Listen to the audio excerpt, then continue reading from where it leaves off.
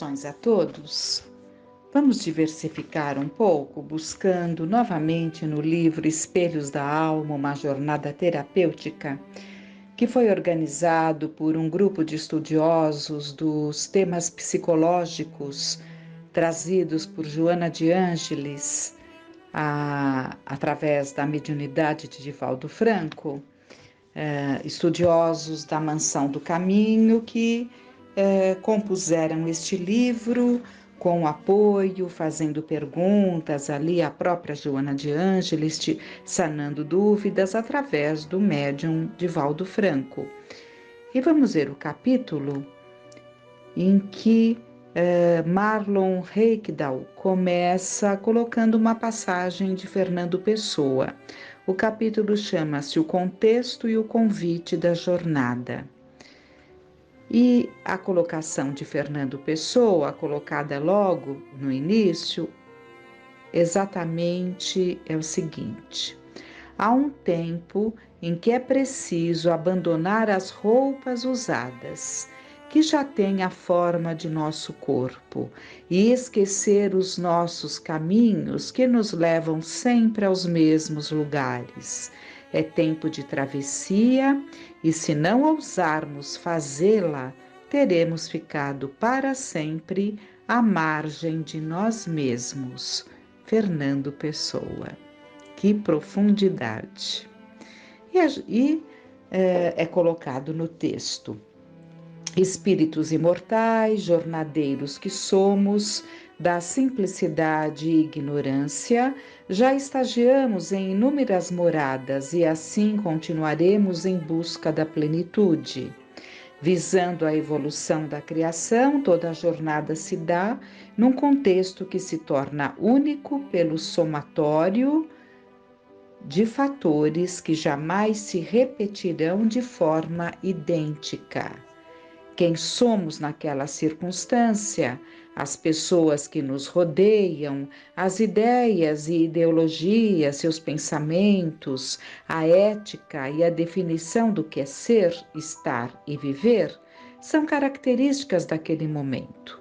O lugar, a sociedade e a história que fazem parte de nós naquele instante são próprios de uma paisagem única.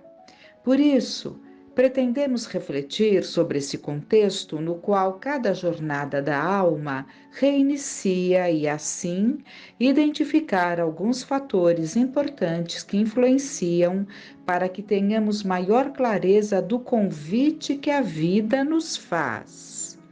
O começo de uma reencarnação é sempre um mar de possibilidades, balizadas ou limitadas a diversas circunstâncias, impondo facilidades e dificuldades, convites e tentações, alegrias e ilusões, características daquele contexto.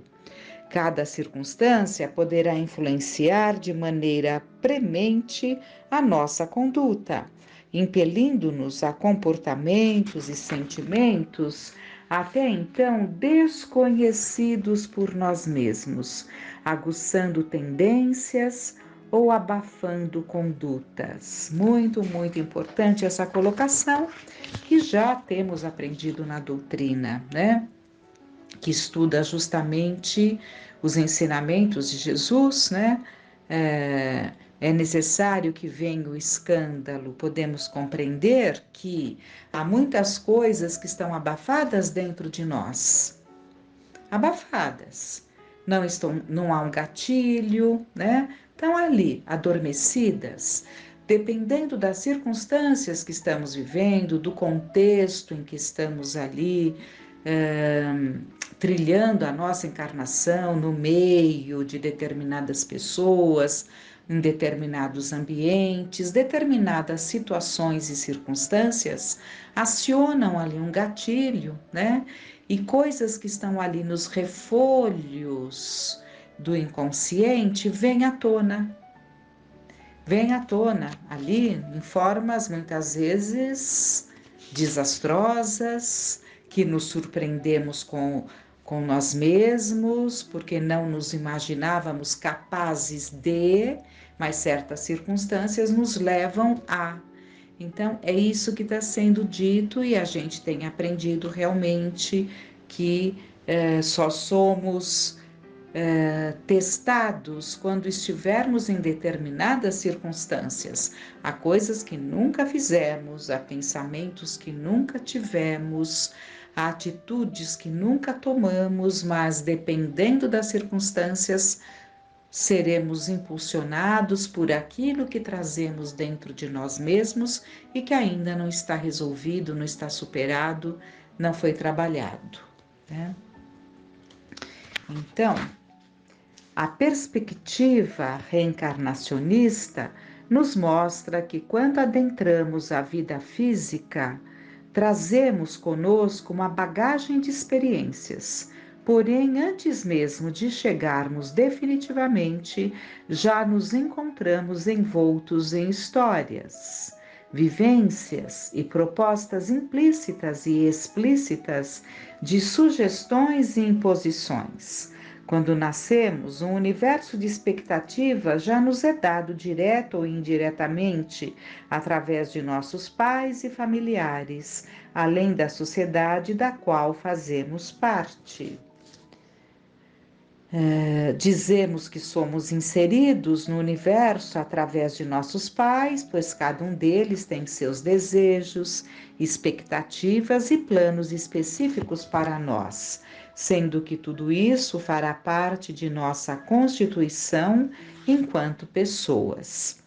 Além dos conteúdos direcionados, quando os pais estabelecem o que querem para seus filhos, existem os conteúdos dos próprios adultos, a maneira de pensar e agir, suas personalidades, medos, problemas, frustrações, concepções de felicidade e sofrimento, construindo assim uma imensidão inimaginável de influências conscientes e inconscientes que cada ser humano precisará equacionar em sua vida psíquica. Existem muitos outros fatores que pervertem ou beneficiam inconfundivelmente o indivíduo como ser a primeira criança da casa, o bebê da família. Então, quantas situações podem perverter ou beneficiar, né? E ela vai citar alguns motivos. Ser a primeira criança da casa, o bebê da família, o primeiro neto, o primeiro homem, depois de 2 filhas, ou a primeira menina tão esperada pelos pais, depois de 3 meninos, ou ainda mais um menino depois de 2, quando a família toda torcia para uma menina, ou o irmão do meio, instalado entre o primogênito e o filho caçula. Ser planejado, ocasional ou indesejado. Aqui ela está citando coisas que são favoráveis, coisas que não são favoráveis, né, e que constituem ali muitas vezes uma prova, né? E ela finaliza colocando ser planejado, ocasional ou indesejado. Então, é claro que tudo isso fala muito alto para o espírito reencarnante. Se ele foi planejado, quando ele é planejado, ele é esperado, ele é aguardado, né? Os pais já começam a se preparar para aquela gravidez, para aquela chegada daquele filho, né? Já começam a falar sobre o assunto, já começam a ponderar determinadas coisas que serão necessárias, porque há um planejamento, uma vontade, né? Muitas vezes é ocasional, assim, uma situação em que aquele filho chega, e a vinda de um filho é sempre abençoada, sem dúvida nenhuma, uma razão para tudo isso, ele deve ser recebido sempre com o maior carinho, mas muitas vezes vem de forma ocasional, outras vezes de forma indesejada, então isso fala alto no coraçãozinho daquele que retorna, né? Ainda para compreender a condição atual que nos constitui, é preciso considerar o momento em que chegamos ao mundo e vivemos, pois nele há implícito um mar de expectativas definidas a respeito de um homem e de uma mulher, do primeiro filho ou do filho mais novo, do rico e do pobre, do agnóstico e do espírita. Conforme os dias passam e realizamos nossas escolhas, incluindo-nos em determinadas situações e grupos, as solicitações e exigências só tendem a aumentar. Então, o que ela coloca aqui é que é preciso compreender essa condição atual, né? Do retorno do espírito ao mundo, como que ele vive, né? Porque uma série de expectativas estão ali definidas, né? E eles colocam: o nobre espírito Joana de Ângeles apresenta inúmeras análises do momento atual ao longo de sua série psicológica. Afirma que estamos vivendo momentos de disputa pela conquista da fama, do privilégio, do destaque, da notoriedade. Então a gente percebe que a sociedade está doente, cada vez mais doente, porque avassaladora a busca pela fama, pelo destaque, pelos privilégios, né? Então, como há mais possibilidades agora do que antes, né? Por todo esse desenvolvimento tecnológico, então isso está alcançando as pessoas dentro de um processo febril, né? Em que elas se entregam demasiadamente a essas buscas que, na verdade, levam a grandes frustrações. Na maioria das vezes, com raríssimas exceções, levam a grandes frustrações. E continuando, e se isso não se der através dos lances de enobrecimento e elevação, o homem é capaz de derrapar no escândalo, na vulgaridade, desde que o empenho produza os frutos da popularidade. Então, se ele consegue ali a notoriedade, né, por lances enobrecidos, por atitudes nobres, tudo certo, né? Mas quando não é assim, ele acaba derrapando nos escândalos, né? Nas vulgaridades. Desde que, não se importando, desde que produza frutos da popularidade, né? Em outro opúsculo, ela nos informa que vivemos uma hora de transição e que, inevitavelmente, a decadência de alguns valores arrasta instituições e indivíduos na direção do caos. Acrescenta que as massas sem líderes, está nos faltando grandes líderes, né? Acrescenta que as massas sem líderes, desorganizadas, rumam sem destino, enfrentando o totalitarismo e assim desumanizadas, reclamam pela humanização dos seus membros. Os indivíduos tornam-se estranhos a si próprios, desinteressados, sem identidade. Olhem só, os indivíduos tornam-se estranhos a si próprios, desinteressados e sem identidade. Por que sem identidade? Na medida em que ele vai criando uma personalidade para agradar, né, para tornar-se popular, para conseguir ali o que ele pretende, ele vai, né, ele vai perdendo a sua própria essência, a sua própria natureza, né, a sua própria identidade. Mais à frente, na mesma obra, a mentora atesta: as pessoas atropelam-se, vitimadas pela ansiedade, buscando o que jamais lograrão mediante esse processo. Gargalham fazendo bulha, porque perderam a faculdade de rir. Parecem vencidas por um gás hilariante, ocultando o estado ansioso. Ao mesmo tempo, a sensação de vazio as atormenta, em razão de os objetivos cultivados haverem perdido o sentido.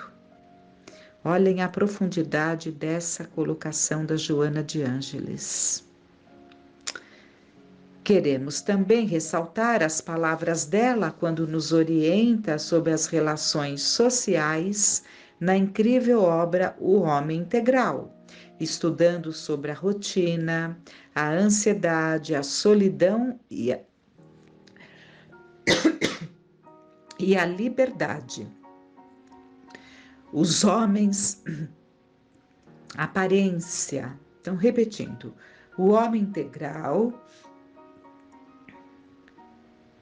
Queremos também ressaltar as palavras dela quando nos orienta sobre as relações sociais na incrível obra O Homem Integral, estudando sobre a rotina, a ansiedade, a solidão e a liberdade.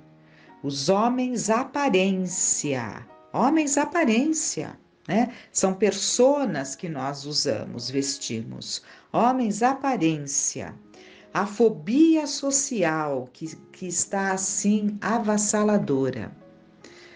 O cotidiano, o homem moderno, o problema do espaço, os conflitos degenerativos da sociedade, o primeiro lugar e o homem indispensável. Então, tudo isso é analisado nessa obra da Joana de Ângeles, O Homem Integral.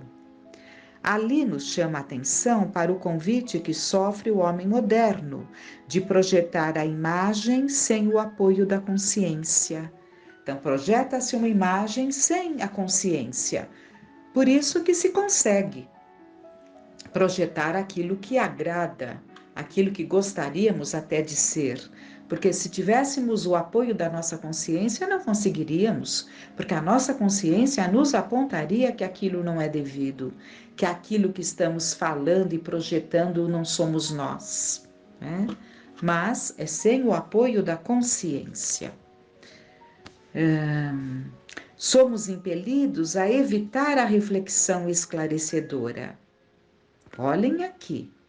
Somos impelidos a evitar a reflexão esclarecedora e permanecermos em contínuas tentativas de negarmos-nos, mascarando a individualidade, tornando-nos muitas vezes como que marionetes, muito semelhantes entre si, como que agíssemos exatamente como o outro, né? Então, os grupos se unem, agem exatamente da mesma forma, fazem, falam, usam exatamente o mesmo discurso, buscam ali a mesma forma de vestir-se, a mesma forma de colocar-se, até a própria entonação das palavras, ou seja, uma doença, né? Uma doença coletiva a que nos estamos permitindo nós, homens modernos, quando passamos a projetar a nossa imagem sem o apoio da consciência.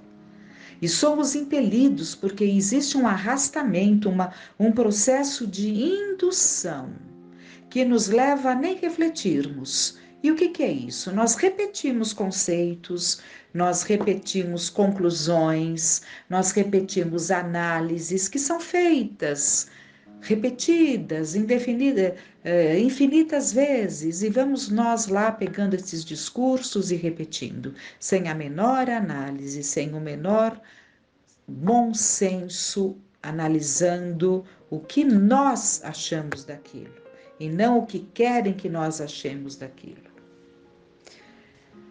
E vamos mascarando a individualidade. Por isso dizemos que o contexto no qual estamos inseridos em cada encarnação pode funcionar como um impedimento ao que somos, mobilizando em nós as personas inconscientes e desencontradas do eu superior, ou pode ser este momento atual um verdadeiro espelho, fazendo-nos identificar, mesmo que a alto preço para o ego, nosso mundo interior. É claro que o ideal é que esse momento atual nos leve a nos sentirmos diante de um verdadeiro espelho, né?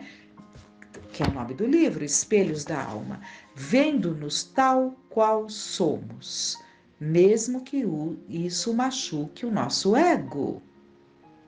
porque nós gostamos sempre do nosso ego inflado, do nosso ego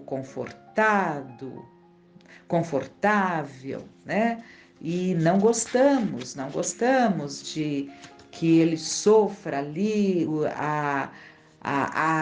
as conclusões que vamos tirando pela nossa consciência, pelo nosso bom senso, mas é preciso que isso seja feito, mesmo que paguemos um preço alto para o ego, né? Mas temos que trazer, né? Desmatar esse mundo interior. Tudo isso faz parte de quem somos, seja no sentido de aceitarmos ou rejeitarmos, fazermos igual ou diametralmente oposto ao esperado, mas acima está a nossa programação reencarnatória, nossa essência. Se não estivermos bastante atentos a isso, acabaremos por nos perder de nós mesmos para atender aos desejos do mundo e dos outros sobre nós. Então, quantas atitudes nós tomamos e muitas vezes bastante radicais, bastante drásticas em relação a nós mesmos, para estarmos ali dentro de um pensamento que se faz quase que único, né? Vamos de roldão, assumindo comportamentos, e quantas vezes pelo exercício do nosso livre-arbítrio, sem dúvida nenhuma, mas quantas vezes desprezando a programação reencarnatória, né? Fazendo justamente o oposto ao que foi esperado, ao que foi programado. Pretendemos trabalhar esse aspecto com mais profundidade quando nos ativermos ao chamado da jornada e à individuação em capítulo posterior. Mas desde já ficamos inquietos, pensando se seria por isso que Jesus anunciava a necessidade de odiar pai e mãe. Nós sabemos que no Evangelho, né, é explicado que a palavra odiar não tem o sentido de odiar, mas aqui nós entendemos o odiar aqui na conotação que o estudioso está colocando, no sentido de que muitas vezes nós temos que seguir aquele nosso caminho, independente muitas vezes dos desejos, das vontades dos nossos pais, né? Quantas vezes acontece isso? Quantas vezes nossos pais não estão preparados para o caminho que programamos do lado de lá, né? Então, fiquem para nós estas reflexões, esses entendimentos que retomaremos para uma compreensão maior, né? São temas delicados, difíceis e que precisamos nos debruçar. Que fiquemos em paz.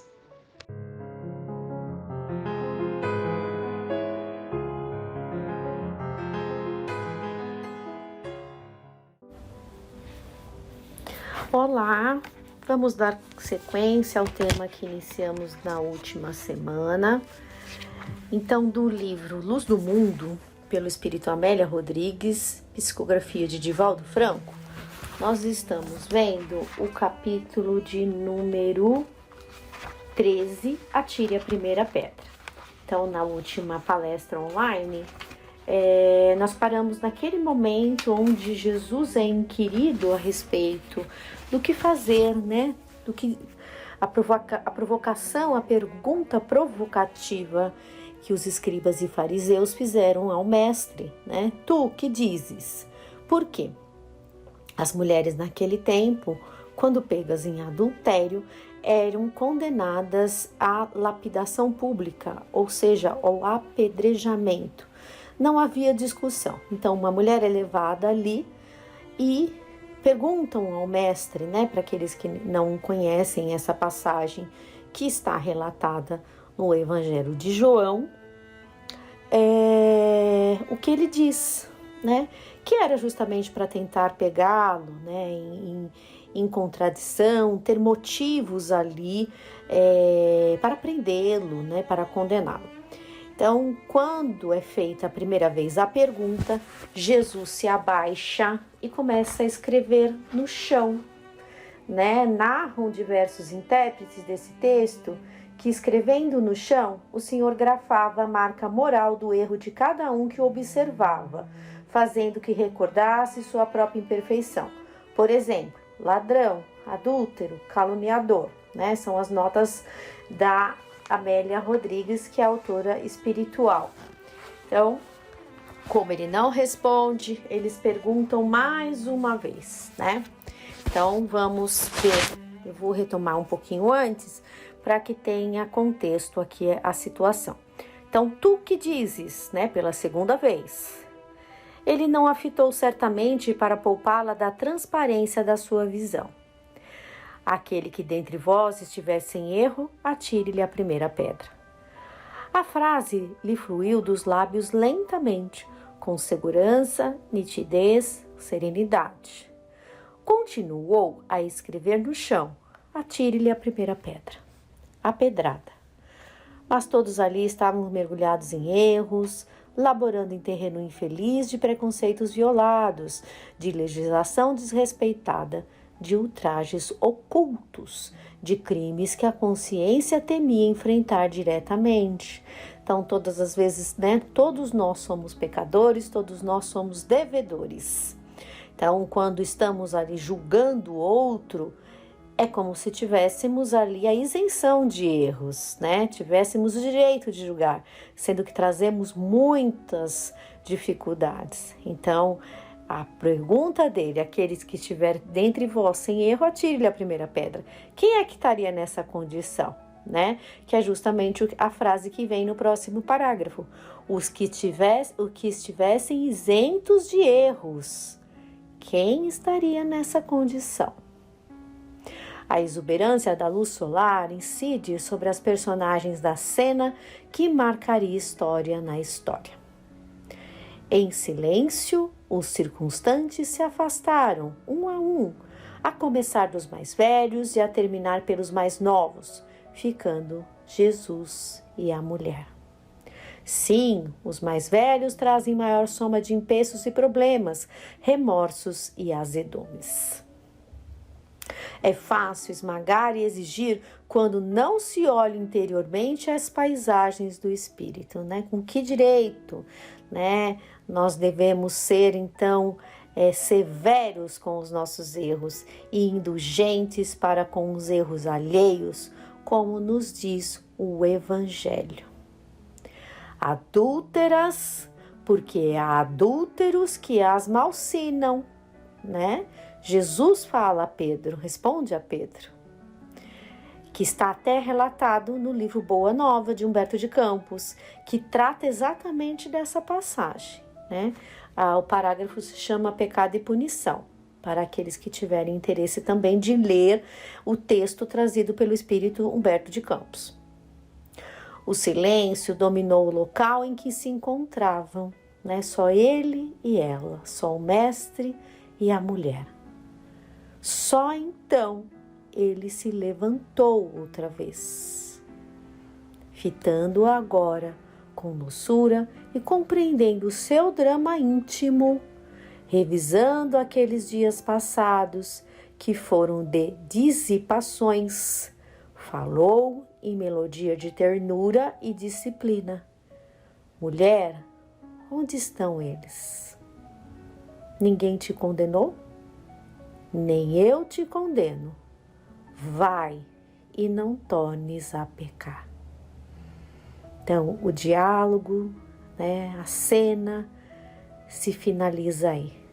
Mas quanto aprendizado. Então, ela estava ali fragilizada, humilhada, ferida, né? Porque como Amélia Rodrigues nos traz, né? Elas eram arrastadas pelas golas dos seus vestidos. Então, certamente ela havia, né, sofrido algum tipo de violência, mas e a ferida da alma? Ela não tinha mais para onde ir, ela não tinha mais para onde se abrigar. O marido certamente não a quereria. O amante, né, aquele onde ela foi pega ali no delito, não estava na cena, porque os homens eram poupados, a condenação era apenas para as adúlteras, para as mulheres. Seu pai, se ela tivesse, também não iria querê-la. Mas Jesus, ali com esse ensinamento, esse olhar manso, impregnou ela de amor. E aí nós vamos para o foco da nossa palestra, entender o antes desse momento e o que aconteceu depois deste momento, desse encontro com essa mulher. Então, Amélia Rodrigues continua no livro Luz do Mundo, né, para finalizarmos o capítulo, para podermos migrar para o outro livro. A autoridade do Rabi penetra o espírito da mulher infeliz e repudiada e harmoniza o país da sua alma em guerra. Ela estava em conflito até então, né? Sua alma estava em guerra. E neste encontro, ela tem ali a oportunidade de reverter o rumo de sua vida. Antes do erro, quanta indecisão e incerteza, quanta frustração e receio atormentaram aquele ser. Nós vamos entender o que aconteceu, mas aqui já dá um indicativo, né? Essas decisões equivocadas que ela tomaram, né? Ela estava ali sobre uma pressão emocional muito forte, uma situação muito sensível. Quanto flagelo interior experimenta todo aquele que se entrega ao erro, ao pecado. Não tornes a pecar. Todo o evangelho se assenta nesta base da compaixão e da misericórdia. Ter oportunidade nova, mas não repetir o erro. Por isso que ele falava, né? Vá, não tornes a pecar. Então era ali necessário muito esforço, né? É muito necessário, muito esforço para não cairmos no mesmo erro. Cair e levantar-se, equivocar-se e retificar a atitude. Nem conivência com a irresponsabilidade, nem dureza com a correção. Todo se pode enganar, no entanto, perseverar no engano é acumpliciamento com a ignorância e a leviandade. O reino de Deus, cantado por Jesus, é o amor em todas as latitudes e dimensões a alongar-se pela terra inteira, numa explosão de misericórdia e educação. Não tornes a pecar, isento de erro, apedrejar a própria consciência, lapidando-a, aprimorando o espírito para galgar maior expressão de paz e ventura. Atire a primeira pedra. Então é isso, é um trabalho ali, né? Ela coloca apedrejar a própria consciência. É um trabalho de formiguinha, é um trabalho que vai exigir muita coragem, muita fé, muito esforço para poder lapidar, né? E nos libertarmos dos nossos erros, buscando ali a correção, a bênção do arrependimento. Então nós vamos agora para um outro livro, também de Amélia Rodrigues, por Divaldo Franco, que se chama Pelos Caminhos de Jesus, aonde tem a explicação, né? E o que acontece depois. Capítulo 15, Encontro de Reparação. O diálogo na praça ensolarada, no qual a mulher adúltera foi compreendida por Jesus, tornou-se um esperado escândalo. Né? Haveria ali, com certeza, consequências, né? Surpreendentemente, o mestre não censurou o delito, recomendando a lapidação da equivocada, nem a liberou de responsabilidade, considerando-a inocente. Isso é muito importante, né? O que ele fez? Ele focou a leviandade dos acusadores, né? Reportou-se, isso sim, a leviandade dos acusadores que se encontravam incursos no mesmo crime, né? Mas ele não a isentou, ele não a condenou, né? Ele não a isentou. O crime havia ocorrido, o delito havia ocorrido. Tal atitude havia desconcertado os integrantes e vingadores gratuitos, que se rebelavam contra a terrível chaga do organismo social, que é o adultério, esquecidos de que, ao lado da caída, encontrava-se o comparsa que tombara no mesmo erro. Então, como eu disse, a lei punia somente a mulher, né? O comparsa acabava ali sendo inocentado, né? Liberado da sua responsabilidade e provavelmente continuaria a cometer outros crimes, né? Passada, né, enganando outras mulheres, né, enfim, a sua própria mulher e outras tantas. Passada a surpresa e debandada a multidão sedenta de sangue, e porque a sós com a infortunada, o Senhor recomendou-lhe que não voltasse a pecar a fim de que não lhe acontecesse mal pior, conforme era habitual, né? E quem está de fora está sempre com um olhar mais severo, mais julgador, nessa sanha de ver as coisas desandarem. Ali se tornou um evento, era um evento, né, o apedrejamento. Então, ela teria que ser firme para não voltar ali ou ter situações piores ainda. Naquela noite, no entanto, quando o episódio já esmaecia, inclusive entre os discípulos, a mulher, decidida a imprimir novo rumo à existência, procurou o amigo divino na residência que o acolhia. Então aquilo gerou um impacto muito grande em seu coração ferido. Então a gratidão dela pelo mestre, ela se decidiu a ter um novo rumo em sua existência. Demonstrando no constrangimento que exteriorizava todo o drama e sofrimento maceradores, solicitou e conseguiu uma entrevista com aquele que por cuja interferência tivera a vida poupada. Compreendendo a angústia que a apunhalava, o Senhor ensejou-lhe o início da conversa de edificação, saudando-a com carinho e sem afetação. Rogo perdão, disse ela reticente, por vir perturbar-vos a vós. A verdadeira paz, retrucou-lhe calmo, é a que flui do coração aclimatado ao culto do dever, que nada perturba. Fala tranquila e te ouvirei. Sinto-me aturdida, ripostou-lhe em pranto, sem saber que rumo dar à minha existência. Lutei muito antes de tombar. O sedutor rondou meus passos como lobo voraz ante a presa invigilante. Então ela já estava ali sensível, foi sendo ali seduzida, havia uma luta interior sobre o que é certo ou o que é errado, mas ela tomba.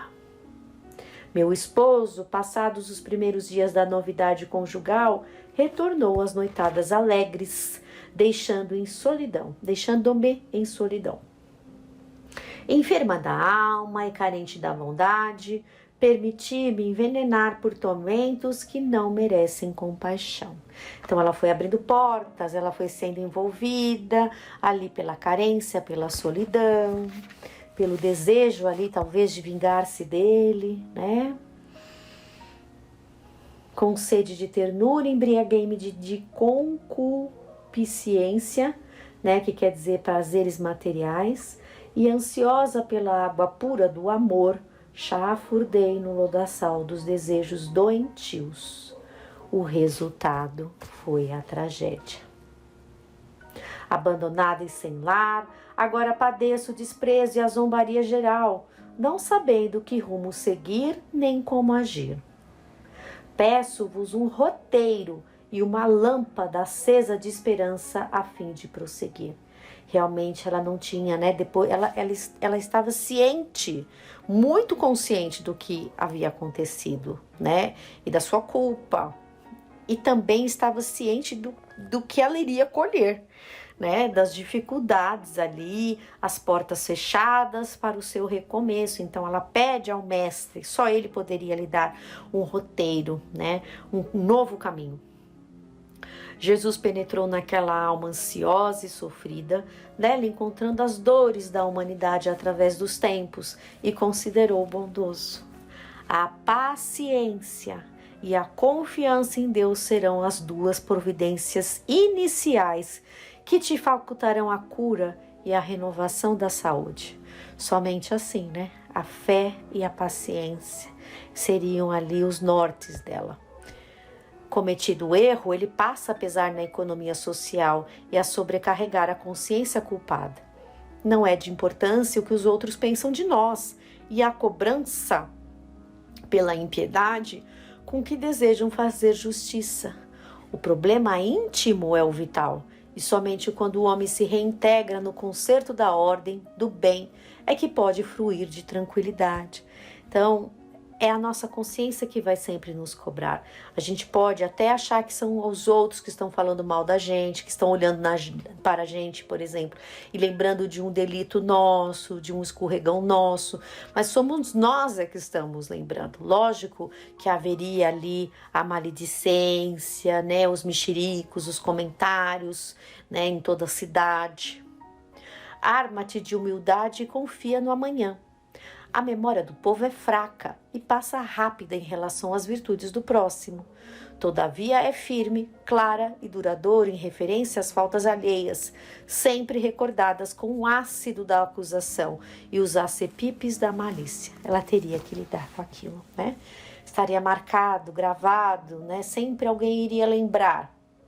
O exemplo decorrente do arrependimento se transforma na defesa do equivocado, que assim repara perante o Pai, ante si mesmo e a sociedade o engano perpetrado, né? Antes de tudo, né, o arrependimento traz a reparação junto ao Pai, a si e à sociedade, né? Quantas mudanças nós vemos, né? Quantas guinadas. Para onde irei agora? Inquiriu vencida. As aves do céu têm ninho, as serpentes e feras os seus covis, mas o filho do homem não tem onde se agasalhar, vivendo sob a abóbada estrelada e avançando na direção do infinito. Assim, busca a oportunidade de reparação e adapta-te à situação atual, aguardando o amanhã com a disposição de quem compreende o prejuízo a si mesmo causado ao arrojar fora o hoje. Então, o arrependimento traz a necessidade da reparação, né? Quando nos tornamos conscientes dos nossos erros, seja encarnados, seja no plano espiritual, nós queremos imediatamente reparar. A negligência do esposo ingrato e leviano não constitui respaldo para que assumisse. A negligência do esposo ingrato e leviano não constitui respaldo para que assumisses compromisso infeliz semelhante, ou seja, não justificaria a ação dela. Ele iria responder pelo delito, né? Então ela estaria isenta. Porém, como ela caiu, ela não pode usar isso de desculpa. E porque ele é doente também, vivendo num organismo comunitário alienado do amor, não tem condições de estender-te a mão amiga, quando dele necessitas e conforme de ti no futuro igualmente dependerá. Então, não tinha como, né, na situação onde ele estava, não por conta das leis, lógico que as leis iriam pesar muito, né, o que as pessoas iriam pensar dele, né, então ele usaria desse direito de homem ali ultrajado e não querê-la de volta, mas na verdade ele não tinha ali, ele era alienado, ele era doente do amor, como que ele teria esse gesto de compaixão, de recomeçar com ela? Não naquele momento, né, não era possível. Por isso que Jesus fala, né? O futuro igualmente dependerá. A vida é feita de permutas que facilitam a felicidade para todos, sem cujo concurso faz-se mais difícil. Segue, porém, renovada pela certeza do triunfo, porquanto todo aquele que se levanta da queda encontra apoio na fé e na luta para afirmar-se. Então, quando temos certeza, a atitude renovadora, a fé, enfrentaremos dificuldades, enfrentaremos adversários, mas a fé vai nos ajudar, vai nos dar ali a firmeza certa, né? Um caminho. O Pai Criador não desampara filho algum e vela devotado por todos, né? Quando a gente pede no plano espiritual para retornar à terra, para reparar, Ele, na seu amor, na sua misericórdia infinita, nos permite, né, nos oferece as condições necessárias. Ele também não vai nos isentar das lutas que vão ser o nosso aprendizado, mas nós teremos todas as condições de vencer. Fazendo-se um silêncio natural, profundo e tocante, foi a mulher quem o arrebentou, rogando: permite seguir-vos na minha pequenez e dai-me a vossa bênção. Jesus envolveu a sofredora em uma onda de ternura ímpar, e erguendo-a, pois que comovida, prosternada-lhe aos pés, concluiu: vai, filha, e não sofras mais. Aqueles que se arrependem e buscam o ensejo de redenção, encontram-no. Há sempre um lugar no rebanho do amor para as ovelhas que retornam e desejam avançar.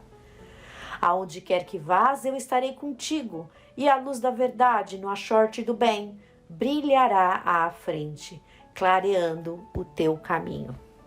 No céu silencioso, a sinfonia dos astros espalhava a luz cintilante, apontando o futuro.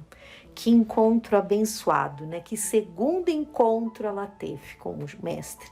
Esse de uma profundidade, de um alento, de uma lâmpada, né? Uma luz que ela pede para ele, né? Um roteiro de vida. Ela abre o seu coração, né? Reconhece ali o seu delito, busca como agir a partir de agora, né? E ele vai indicando o caminho para ela, que seria a fé e a paciência, os seus dois aliados, seus maiores alicerces. E por ser Jesus, ele saberia do caminho que ela tinha que trilhar, né? E fala para ela trilhar, né? Encoraja ela a trilhar, né? E ele deixa o consolo, que ele estaria com ela aonde ela estivesse. Nós vamos parar aqui mais uma vez por conta do tempo, e na próxima semana nós vamos falar do futuro. Então, quantos detalhes nós não sabíamos dessa história. Muita paz e até a próxima semana, se Deus quiser.